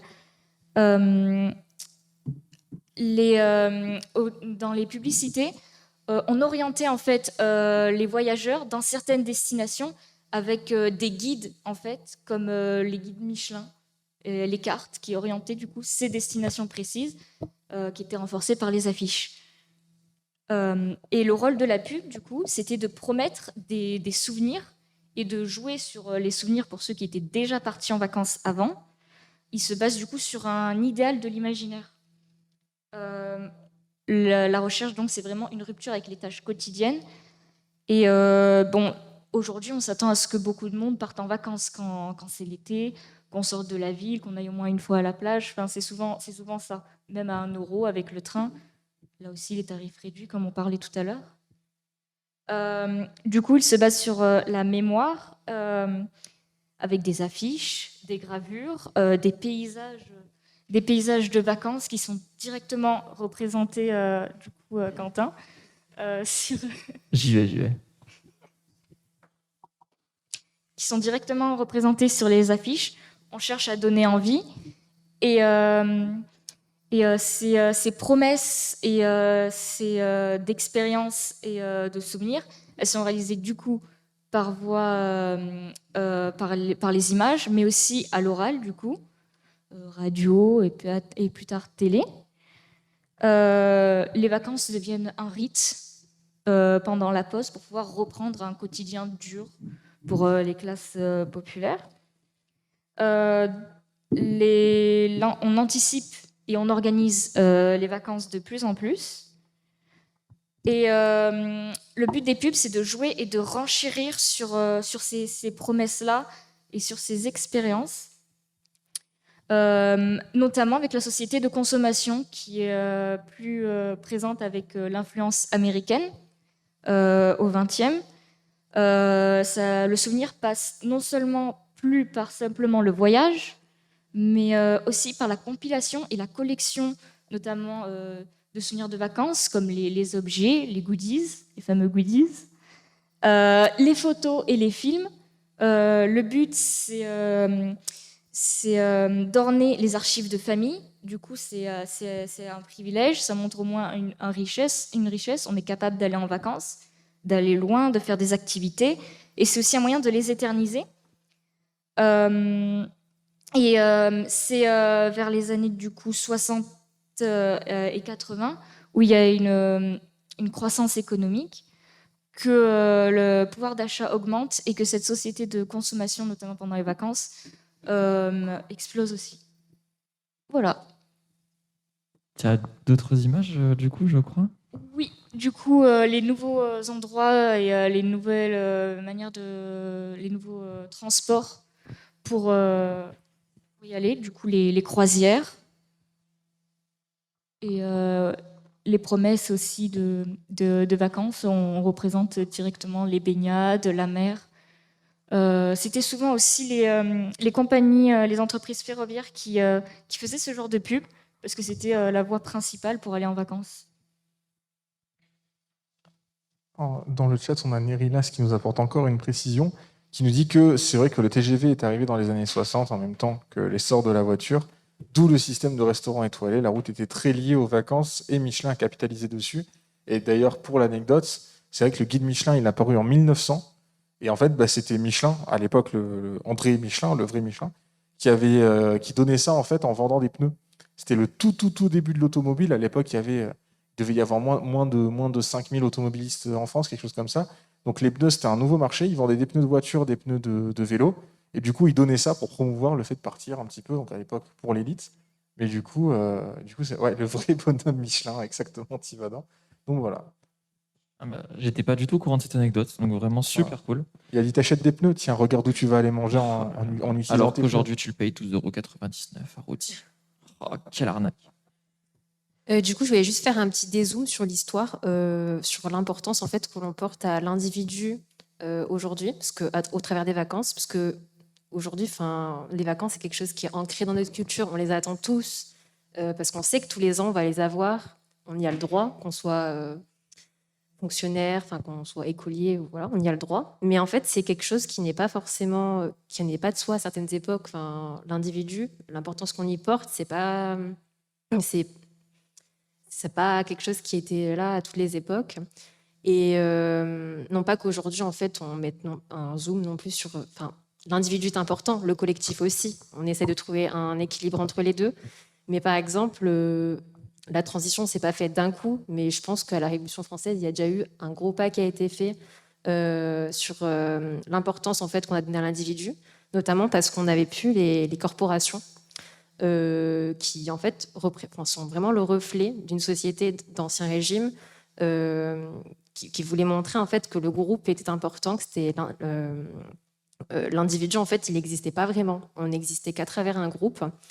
Alors c'est encore vrai aujourd'hui et heureusement parce qu'on est des êtres sociaux et tout ça, mais aujourd'hui on s'intéresse à la psychologie, à la sociologie, des sciences qui sont arrivées plus tard, je pense au 19e siècle, c'est à peu près là que les sciences humaines et sociales se sont développées. Et du coup, voilà, c'était juste pour faire un zoom là-dessus, parce que ça nous paraît évident, mais il faut savoir que c'est pas inné, en fait. C'est pas quelque chose qui était inné. Et c'est pour ça qu'aujourd'hui, c'est sympa de pouvoir faire de l'histoire, parce qu'on a plein de manières d'aborder tout ça, que ce soit au niveau de l'individu, du très grand, du social, du militaire, de la photographie, de la publicité, ou de l'endroit où on est allé en vacances. C'est pour ça que l'histoire, c'est super cool. Et encore Nerilas qui nous apporte des précisions. Si plus tu roules, plus tu uses tes pneus, plus tu achètes des pneus, la logique du gars. Donc il a créé le guide Michelin et les restaurants étoilés Michelin qui sont toujours, à ce jour, la récompense la plus prestigieuse. Sacré visionnaire. Et dites-vous que sans un mec qui voulait vendre des roues de vélo, on n'aurait jamais eu Top Chef. Et pour ça, merci monsieur le Bibantam. Parce que moi, j'aime beaucoup Top Chef. Donc du coup, je ne sais pas s'il y a d'autres questions pour Manon. Merci beaucoup pour ta chronique, c'était super intéressant. Merci. Et puis, du coup, si jamais il n'y a pas plus de questions, de remarques, peut-être, on va te demander, Alan, ce que tu en as pensé. Est-ce que ça t'a plu d'être sur le plateau? Ouais. Non, mais attends, je l'ai réquisitionné pour une affaire très urgente. Réquisitionne-le. Alors là. Là, on sent qu'il y a de l'espionnage. Ouais, non, mais. Et on est à plus de 20 viewers sur le live. Merci beaucoup. Merci beaucoup à vous tous d'être là. Les audiences ont fait péter le champagne ce soir. Pour une reprise. Non, en fait, merci déjà d'être là. Merci d'être aussi positif dans le chat, d'être aussi cool. Vous nous régalez. Ça fait trop plaisir. Merci. Ça fait super plaisir de revoir les habitués, mais aussi de voir des nouveaux venus. Donc du coup, c'est génial. Record, je crois pas que ce soit le record. Il me semble qu'on est monté à 50-60 sur une certaine émission. Ouais, on était monté à 50-60, il me semble. Ouais. Bientôt affilié Twitch. Peut-être. Hein. Qui sait? Peut-être. En vrai, on est sous couvert du coup de la chaîne de l'université. On va voir ça. Donc ouais. Aujourd'hui 20, demain le million. Let's go. Ce serait... Waouh. Vous pourrez dire j'y étais. Believe in your dream, t'inquiète. Du coup, on passe à... comment ça s'appelle ça? Alan, c'est ça? Non, mais j'ai oublié, pardon. Excuse-moi. Du coup, on va te demander déjà ton avis sur le format, sur le décor, si tu as des idées déjà pour améliorer, parce que c'est important d'avoir un point de vue extérieur aussi. Et l'émission? Du coup, voilà, vas-y. C'est génial. Ok, d'accord, c'était très court. Ok, même sur des détails, si t'as rien à dire, c'est bien aussi. Mais... Non, mais ce qui est bien, c'est qu'on voit qu'il y a un bureau déjà qui est réuni, un invité, moi je suis content d'être là, je suis passionné de ce que vous racontez depuis tout à l'heure, je suis à fond dedans. Parfait. Et il y a même un public qui participe et tout, alors que dans d'autres lives, le public, soit il lance des critiques, soit... Là, on voit qu'ils sont intéressés eux aussi, et c'est génial. Une communauté parfaite. Ça, c'est parce qu'on n'a pas trop dit de conneries, parce que quand on se trompe sur un truc en histoire, ils sont les premiers à nous le rappeler. Après, là, vraiment, devant la caméra, on fait genre on est potes, mais... Enzo qui nous dit la meilleure des émissions, j'ai juste envie de dire le meilleur des publics, en fait. Mais clairement, vraiment, même de base, quand on a lancé l'émission, c'est vrai qu'on avait un peu peur de se dire, est-ce que les gens vont bien le recevoir? Et ouais, vous le recevez super bien, et donc merci beaucoup d'être aussi gentil, aussi avenant, et de toujours participer comme ça, quoi. Ça régale. Et du coup, je posais la question à Alan, mais c'est aussi valable pour vous dans le chat. Du coup, je te la pose aussi à toi. Si vous avez des idées de sujets. Parce qu'en vrai, c'est tellement large l'histoire, il y a tellement de choses auxquelles on peut toucher que, en fait, quand on se demande qu'est-ce qu'on peut faire, en fait, on ne sait pas vraiment où tourner la tête, où poser le regard. Du coup, si vous avez des centres d'intérêt ou des choses où vous voudriez qu'on approfondisse, ça peut être large, mais plus précis aussi. N'hésitez pas à le dire dans le chat, on pourra voir ce qu'on peut faire. Et voilà. Moi, personnellement, je suis dans le même état que vous, c'est-à-dire que c'est tellement large que tu ne sais pas quoi choisir au final. Mais des trucs comme ça, personnellement, moi, j'y ai jamais spécialement pensé, que ce soit la photographie, les publicités, de ça et tout. Et c'est toujours bien de découvrir de nouveaux trucs. Même toi, quand tu parlais des Landes, j'y suis allé aux Landes. Hein. Dans les Landes, j'y suis allé. Mais tout ce que tu as raconté, je ne savais pas, tu vois. Donc j'ai appris encore des nouvelles choses. Et ouais, même l'histoire, comme on a dit tout à l'heure, selon les régions, ça et tout, c'est toujours intéressant d'aborder ces sujets-là. Ouais, mais Quentin, il nous régale, de toute façon, donc bon, à chaque fois. Ouais, toujours. Là, c'est vrai que pour ceux qui nous découvrent, on a fait des tas d'émissions, j'ai pu aborder l'histoire avec les timbres. J'ai ramené des jolis timbres, j'aurais dit, regardez, c'est trop cool, vous pouvez déjà voir la propagande, l'inflation économique et genre la guerre froide. Tu peux faire des trucs de fou sur tout et rien, c'est ça qui est passionnant avec l'histoire, c'est que l'histoire, c'est tout. C'est la grande richesse du bureau aussi, on a tous des centres d'intérêt, des sujets très différents. Et moi, chaque semaine, j'essaye de parler d'histoire des médias, de la culture populaire, en m'appuyant sur des supports, notamment mon support préféré, c'est les cartes Yu-Gi-Oh! Du coup, voilà, non, mais c'est vrai, on a plein de possibilités. Voilà. Dans le chat, il y a quelques remarques. Donc, évidemment, Nerilas, on sait que si on fait une erreur sur la Grèce, c'est fini pour nous. Ouais. Alan, nouveau membre. Alan, nouveau L'avenir membre, nous le dira. peut-être. C'est une proposition. Il demande. Absolument pas. Je suis un nouvel élève en L1 Histoire. Ouais, Je viens mais tu d'arriver peux, aujourd'hui. tu Voilà. peux devenir un membre si tu veux. genre. Ouais, on recrute. Oui, pourquoi pas. Nouvel y étudiant, il est réfléchir. arrivé aujourd'hui, on l'a chopé, on l'a mis là, et puis c'est bon. Alors, pour les questions sur les rediffs, elles sont disponibles pendant 2 semaines sur la chaîne Twitch de la fac. Et au bout de 2 semaines, elles vont apparaître sur la chaîne YouTube de l'université. Donc voilà, ça se passe comme ça. Donc si jamais vous voulez voir ce qu'on a fait l'an dernier, vous avez toutes nos émissions dans une... Je crois d'ailleurs qu'il y a une playlist spéciale sur la chaîne YouTube avec toutes les K8. Et sinon, on peut faire pareil avec des cartes Pokémon. Bah écoute, tu verras ça dans probablement une de mes premières chroniques de l'année. Je vais en parler, il n'y a pas de souci. Vous espérez qui comme invité cette année? Alors, on ne peut pas trop teaser d'invité. Espérez. Moi, Mystère. voilà, mystère. Moi, voilà, si jamais ils nous regardent, mon grand rêve, ce serait d'inviter Jamie Gourmaud, puisque quand on parle de vulgarisation, en général, c'est le premier nom qui nous vient. Après, en parlant de vulgarisation historique, il y a quelques invités qu'on rêverait d'avoir, forcément. Mais vous en avez, vous, des invités vraiment que vous voudriez voir? J'ai un GOAT ultime, Denis Brognard. Mais il a rien à voir avec l'histoire, mais trop cool le frérot.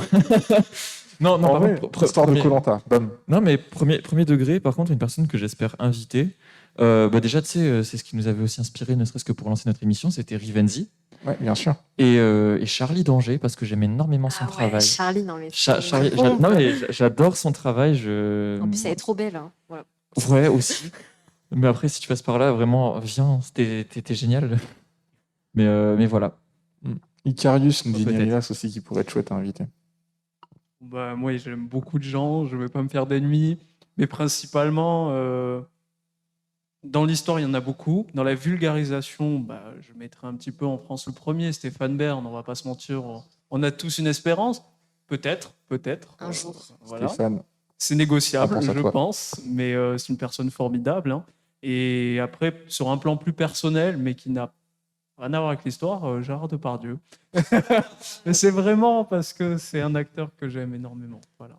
Et je voulais rebondir aussi, sans trop prendre la parole, sur ce que disait Tom, sur notre groupe en tout cas. Je trouve que c'est formidable de travailler avec des gens comme ça, comme on est tous, parce qu'on est tous différents. Comme tu disais, on a tous des... Non, sans vouloir faire de la larme à l'œil, mais on a tous des centres d'intérêt différents et ça n'aurait pas été concret ni intéressant si on s'intéressait tous aux mêmes choses et on était tout le temps d'accord. On a très souvent des désaccords, sans violence quelconque, hein, je vous rassure. On Ça parle à la dépend des fois. discussion et on aime vraiment tous des choses différentes. On est vraiment aux axes opposés les plus possibles.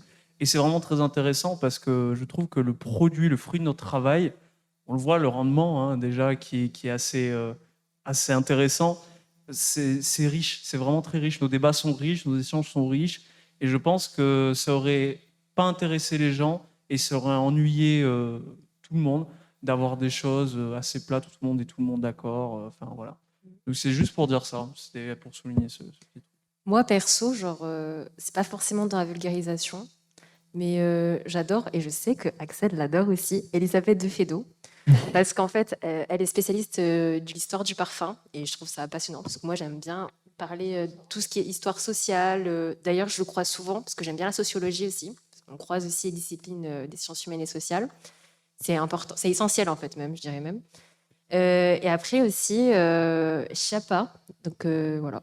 Et toi, Mais- Alan, là, ton GOAT, là, vraiment, la personne que tu ramènes sur le plateau, attention, tu parles au nom de tous les L1, la pression sur tes épaules, le GOAT que tu ramènes dans l'émission. Dans le thème de l'histoire. Je pense que tu peux faire et l'histoire et ton GOAT. À toi. Je vais vous décevoir, je pense. Vas-y, frérot. Je peux pas me En mettre, histoire, j'en ai pas. Ah ouais? J'en ai pas. Mais En rien. histoire, j'en ai pas. Ouais. Moi, c'est plus dans le musical. Dans le musical, vas-y, ben. Tout est histoire en fait, hein, donc Ouais. bon. Oui. Mais bon, Non, mais vas-y, lâche ton blaze musical. Damso. Ça En vrai, Émission. Je m'attendais pas à ça. À ce point? Ah, mais moi je kiffe. Si tu veux, bon, moi j'ai un thème, au pire, je peux faire la biographie entière. Hein, Dans le chat, il y a des gens qui demandent juste les profs de la fac, on les invitera. Bien sûr, les profs de l'université de Nîmes, on va les inviter pour faire des émissions avec grand plaisir. Mais... Non, mais monsieur Olivier en fit. Monsieur Olivier, bien sûr, il faut qu'on fasse une émission avec Monsieur Olivier. Et j'ai envie d'inviter, voilà, Madame Sarkozy. le temps des tempêtes. Le temps des tempêtes. L'angoisse, mais quelle angoisse. Audible. Darcé Pirot nous dit Nérina. Oui, voilà, enfin, les professeurs de l'université Nîmes, on a très envie de les inviter. Manon, toi, t'es GOAT à inviter, peut-être, que tu aimerais voir sur la K8. J'en ai pas en fait. Enfin, j'y ai pas réfléchi, donc pour le moment, j'ai pas d'idée qui me vient. Donc bon, à réfléchir. Ah ouais, genre toi, je te dis Denis Brognard, ça te fait aucun effet. Et moi, Denis. Alors moi, je rajouterais 2 GOAT quand même. Moi, des gens que j'aimerais vraiment voir, c'est Michel Pastoureau. J'aime énormément son travail et je suis très fan de lui. Et Laurent Turcot, qui est un historien de la belle province, qui est un historien qui parle beaucoup aussi bien en termes de recherche que de vulgarisation. Donc du coup, ouais, plein de gens qui seraient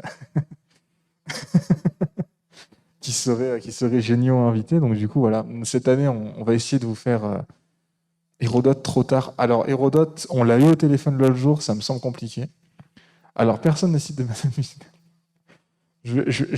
On va ignorer ce message. Enfin, trop bizarre, quoi. On va ignorer ce message. Ouais.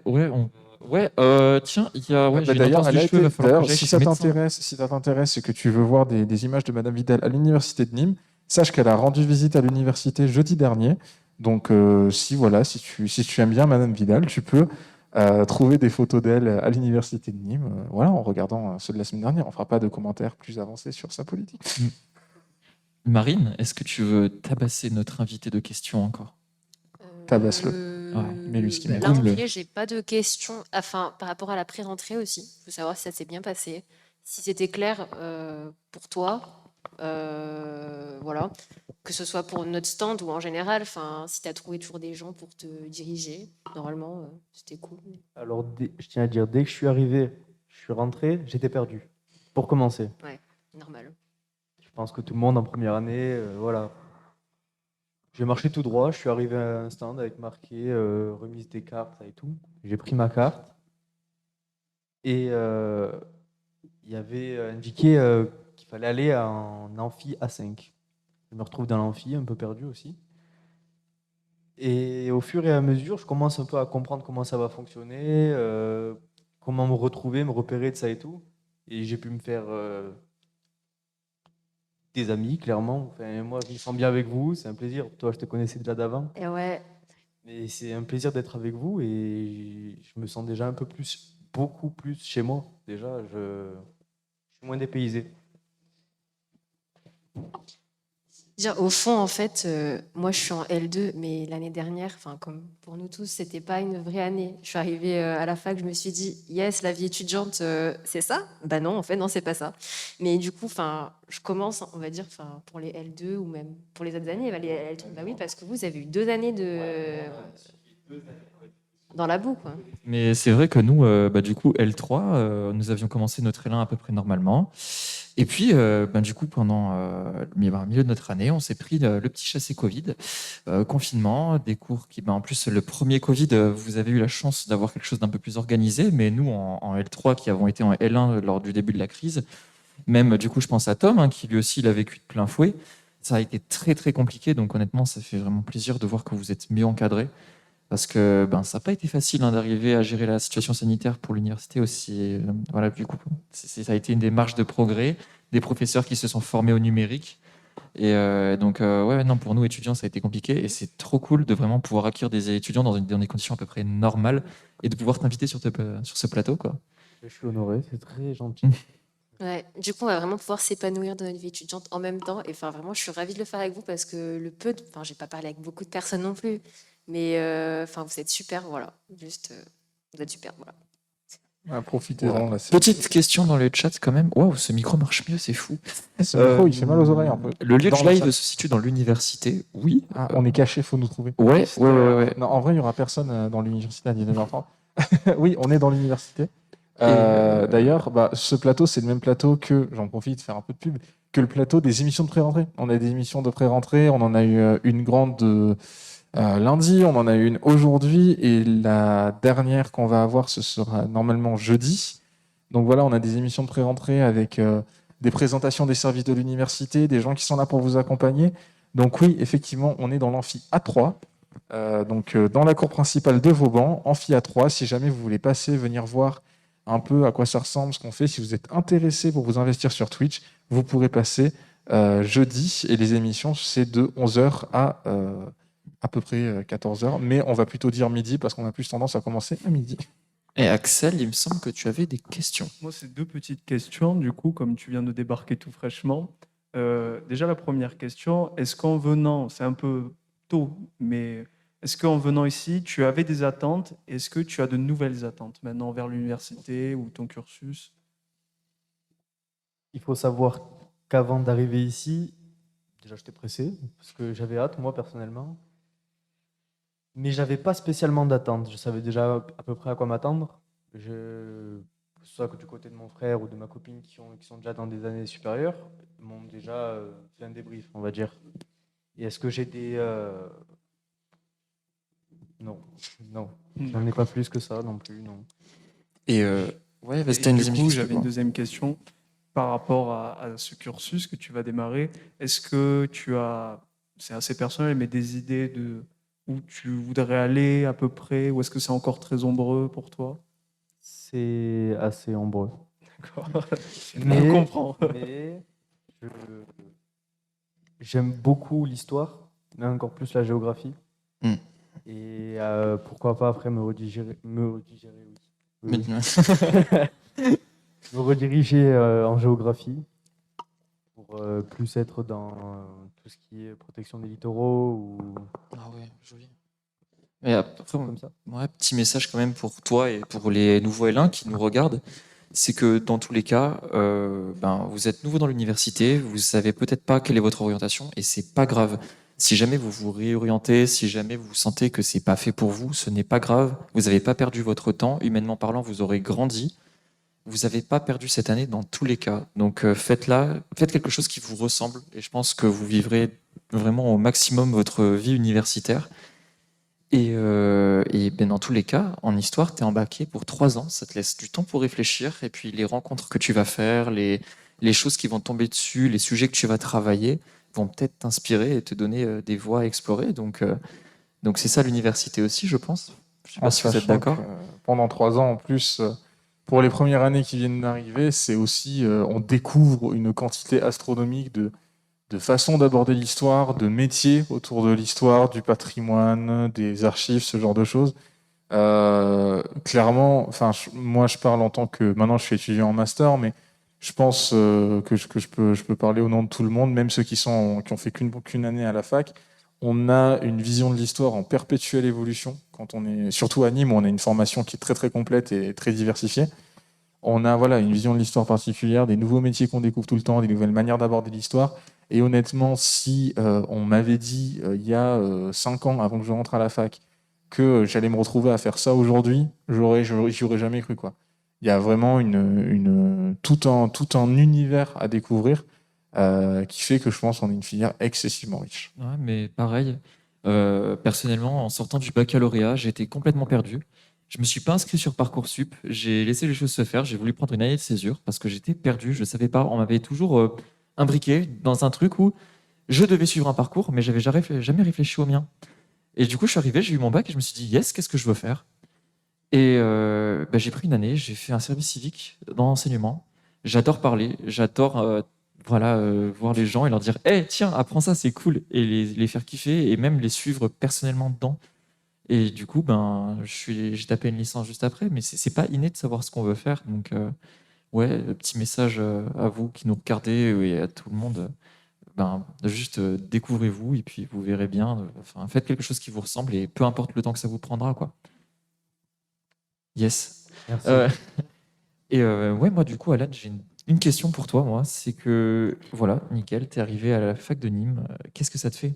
Est-ce que tu te sens là déjà embarqué dans quelque chose de totalement du lycée? Est-ce que tu es dépaysé Je me sens bien mieux qu'au lycée. Ouais. Ouais. C'est trop cool. Vraiment. C'est que ce soit au niveau liberté, même de savoir que l'année, elle sera pas du tout pareille qu'au lycée. Non.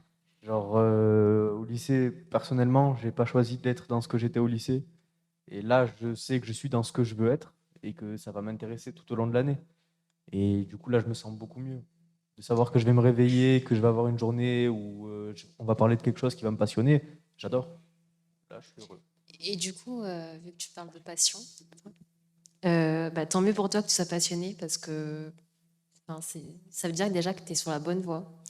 Je voulais te demander, qu'est-ce que tu trouves dans la discipline, même si j'ai compris que la géographie, c'était vraiment ce que tu préférais, l'histoire, vraiment, pour toi, c'est quoi vraiment pourquoi en fait tu as choisi cette matière-là vraiment? Parce que j'ai compris que tu aimais bien, mais Pourquoi j'aime? voilà, En gros, pourquoi tu aimes l'histoire, ce que tu aimes là-dedans? je peux pas te dire, j'adore. Ça me passionne, j'ai pas choisi. Je pourrais pas te dire non plus alors que je suis à ma 3e année.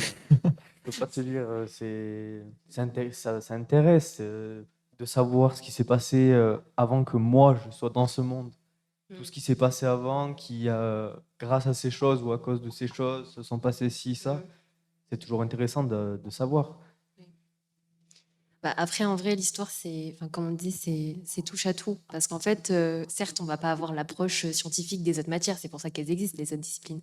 Mais en fait, même si tu me dis les maths, tu vois, si tu te dis, mais maths, histoire, c'est quoi le rapport? Bah, en fait, si, il y a toujours un rapport. Bah, l'histoire Et des c'est maths. pour ça que. Qu'est-ce qu'il y a? J'ai vu le chat.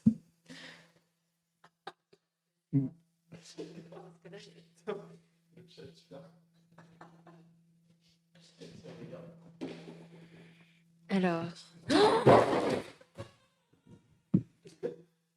Oh là là. Je vais continuer à parler pendant qu'il répare les dégâts, mais simplement pour Le dire, pauvre, la question est super dure. simplement pour dire aussi Hein que l'histoire, c'est peut-être, comme vous l'a dit Monsieur Olivier, pour les L1 qui se rentrent aujourd'hui, une matière qui est très complémentaire en réalité, qui est très vivante. Et c'est pour ça qu'on a besoin aussi des autres filières et des autres matières, parce qu'elles se complètent les unes les autres. Comme tu disais, avec les maths, par exemple, et les sciences, de plus en plus, les sciences font attrait à l'histoire, notamment, si je ne me trompe pas, avec un nouveau métier qui est en date maintenant, en France notamment. J'ai plus le nom de ce personnage, mais c'est médecin légiste de l'histoire. Et ça, c'est, je trouve, incroyable, parce que tu vois de qui je parle. Charlier. Oui, Philippe Charlier, Philippe il me Charlier. semble que c'est ça. Et je trouve que c'est formidable parce que c'est assez caustique en même temps, parce qu'on est sur une matière où il ne faut pas se leurrer, on travaille sur des gens qui sont morts, sur le passé que certains peuvent à tort qualifier de poussiéreux, parce qu'ils ne s'y intéressent pas, qui n'est pas du tout poussiéreux, et qui justement le prouve aujourd'hui dans notre société contemporaine, a toute sa place, et même plus encore, parce que de ce qu'on apprend dans le passé, ça nous fait aussi avancer nous. Et ça, on s'en rend pas bien compte, parce qu'aujourd'hui, ça rentrait dans un débat, on n'apprend plus autant l'histoire qu'avant, on y attache moins d'importance, mais on devrait. Ça, c'est une chose catégorique, on le devrait, parce que ça nous explique, ça nous raconte des choses, on comprend des choses qui nous arrivent aujourd'hui. Ouais, après. Les amis, je vais juste devoir nous interrompre parce que j'ai reçu un message qui me dit que l'université fin dans 10 minutes Ah mince, c'est et que gênant. c'est bien sympa, mais qu'il va falloir qu'on conclue. Et ouais, nous on fait pas la fermeture, nous. Il y a Voilà. quoi? Donc du coup, je pense que malheureusement, on va devoir abréger cette conversation pour l'instant. Ouais. Déjà, merci à toi, Alan, de t'être porté volontaire, d'être venu, d'avoir accepté de participer à l'émission. Tu viens, tu arrives, tu tombes là-dedans. Vraiment, faut du courage. Merci à toi, t'es trop cool. Je tiens à dire que j'étais pas à l'aise du tout, mais vous m'avez mis à l'aise. Là, ça va Mais beaucoup mieux ça s'est et- pas du tout senti, honnêtement, parce que t'es là, ça fait trop plaisir. En tout cas, c'était un plaisir. Ben, écoute, Merci beaucoup de m'avoir invité. Je n'ai pas vu l'heure passer. Ça, Ouais. ça fait presque 2 heures qu'on est en live en fait. déjà. Oh là Quand là. on s'amuse, ça passe vite. Non, bah, du coup, je pense qu'on va dire déjà Ouais. un très très grand merci à tous et à toutes de nous avoir suivis. Donc voilà, on ne jouera pas à Fortnite, en tout cas pas pour l'instant. Mais bientôt. GG pour le top 1 avec le bureau cependant. Merci, j'ai mis donc toute voilà. mon âme. Désolé d'avoir un peu dépassé. Merci beaucoup à vous tous de nous avoir suivis, ça fait super plaisir. On est en fin d'émission, ça fait presque 2 heures qu'on parle d'histoire, on a encore 22 personnes qui nous regardent. Merci à Donc vous. c'est Merci. vraiment génial. Petit Borderlands, ah ouais là par contre je dis pas non. Euh, on en reparle. Ouais. Voilà, donc on va vous proposer des émissions régulières. Pour l'instant, on n'a pas encore nos dates d'émission, nos créneaux qui sont fixés, étant donné que on n'a pas encore nos emplois du temps, on est encore dans la reprise. Donc dès qu'on aura nos créneaux d'émission, on vous fera une communication dessus. Vous voyez qu'on a plein de petits objets. On va enfin avoir quelque chose qui ressemble un peu à un décor. On va essayer d'aller plus loin dans la technique, dans les émissions, de vous proposer des chroniques toujours plus intéressantes. Merci beaucoup d'être venu, de nous avoir rejoints aujourd'hui pour cette émission de reprise. Ça fait super plaisir. Merci beaucoup à toute l'asso pour votre investissement sur cette semaine de pré-rentrée, sur la chaîne Twitch. Ça fait super plaisir d'avoir pu remonter un bureau comme ça, ultra dynamique, ultra sympa, ultra positif.